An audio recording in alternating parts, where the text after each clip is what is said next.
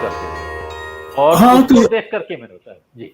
हो सकता है। मेरी जानकारी, मैंने अभी पढ़ा कैम्ब्रिज में उनका भाषण होने वाला है और तैयारी चल रही है। जी।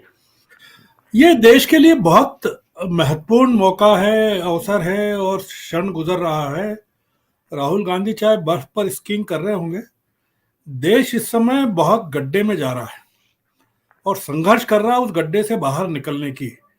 राहुल गांधी बहुत ऊंचाई पर हैं और देश काफी नीचे है, मैदान में है।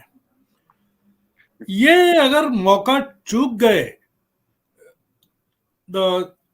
विपक्षी दलों के सामने संकट राहुल गांधी नहीं है, कांग्रेस नहीं है, कांग्रेस को बचाना नहीं है। 2024 अगर निकल गया तो विपक्षी दलों की चिंता यह है कि उनको खत्म कर दिया जाएगा। राहुल गांधी इस चीज को समझते नहीं है। कांग्रेस खत्म हो चुकी है। कांग्रेस चाहे तो विपक्षी दलों को बचा सकती है, वो खुद को बचाने में लगी है।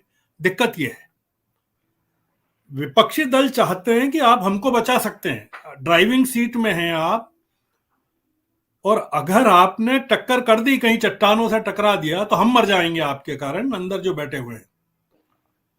विपक्षी दलों की चिंता यह है कि तेलंगाना में आप खड़े कर देंगे, वेस्ट बंगाल में आप खड़े कर देंगे, कांग्रेस खड़ी कर देगी, दिल्ली में आप खड़े कर देंगे, सब जगह आप खड़े कर देंगे इस मुगालते में कि कांग्रेस ने तहलका मचा दिया है तो विपक्षी दलों को नुकसान होगा। ये विपक्षी दलों की चिंता कांग्रेस का नेतृत्व स्वीकार करने की नहीं है। और अगर कांग्रेस अगर नहीं आती है बोर्ड पर, सारे विपक्षी दल लड़ने वाले हैं, अपनी अपनी जगह लड़ेंगे, अपनी ताकत से लड़ेंगे, क्योंकि अगर वो ये चूक गए मौका कि एक इतना बड़ा मौका उनके सामने है कि प्रधानमंत्री अपनी ही पार्टी में कमजोर हो गए और भारतीय जनता पार्टी के अंदर के लोग देख रहे हैं कि यार अब ये मौका है पार्टी के आजाद होने का, मतलब भारतीय जनता पार्टी भी आजाद होना चाहती है और वो विपक्षी दलों की तरफ देख रही है कि मार्गदर्शक मंडल देख रहा है कि हमको निकालिए अंदर से बाहर, कोई पूछ नहीं रहा है हमको। तो ये राहुल गांधी, आप मायावती का कल का भाषण पढ़िए, उन्होंने अटैक किया है योगी पर, उसके हिंदुत्व पर। तो मायावती फेंस पर बैठी हैं, वो भी प्रतीक्षा कर रहे हैं कि क्या हो रहा है।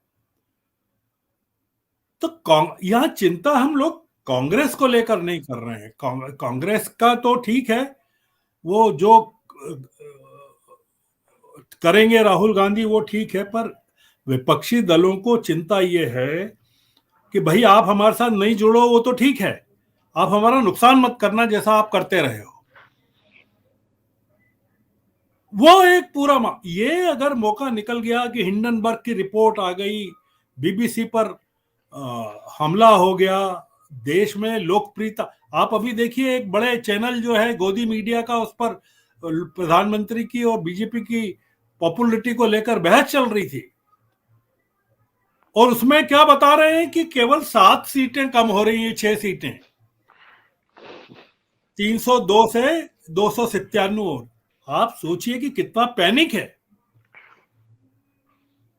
और इस पैनिक में अगर बीजेपी के, कांग्रेस के लोग अगर देख रहे हैं तो स्टालिन तो अपने हिसाब से लड़ लेंगे, विजयन भी अपने हिसाब से लड़ेंगे, बीजू यो नवीन पटनायक हैं वो भी लड़ेंगे और ममता बनर्जी भी लड़ेंगी। वो कि राहुल के भरोसे थोड़ी बैठी हैं। राहुल की जरूरत आप मुझे बताइए अमरीश जी, किस प्रदेश को है? राजस्थान में गुलाब चंद कटारिया को निकाल दिया उन्होंने, क्योंकि वो वसुंधरा राजे की राह में आड़े आ रहे थे वहां बीजेपी के लिए, तो उन्होंने उनको राज्यपाल बना दिया। बीजेपी जितने जबरदस्त तरीके से तैयारी कर रही है और राहुल गांधी अशोक गहलोत के साथ गलबैया कर रहे हैं। तो क्या चल रहा है वहां महाराष्ट्र में? कांग्रेस विपक्षी दल के नेता ने इस्तीफा दे दिया। मध्य प्रदेश में मैं बैठा हूं, मैं बता सकता हूं क्या चल। ये जो है ना, नीतीश की चिंता बहुत जबरदस्त है। उन्होंने भाजपा से गठबंधन तोड़ा, एक बड़ी रिस्क ली है और वो जानते हैं कि अगर भारतीय जनता पार्टी 2024 में फिर से सत्ता में आ गई तो उनको चिंता है कि बिहार का क्या होगा।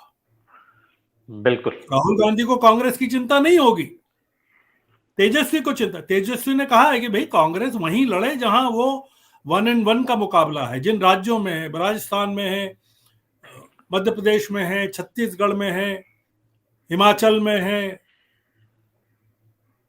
अब अगर वो राहुल गांधी भारत यात्रा की सफलता के दम पर देश के नेता होना चाहते हैं और विश्व गुरु होना चाहते हैं तो बहुत दिक्कत हो जाएगी अब विपक्षी दलों के लिए।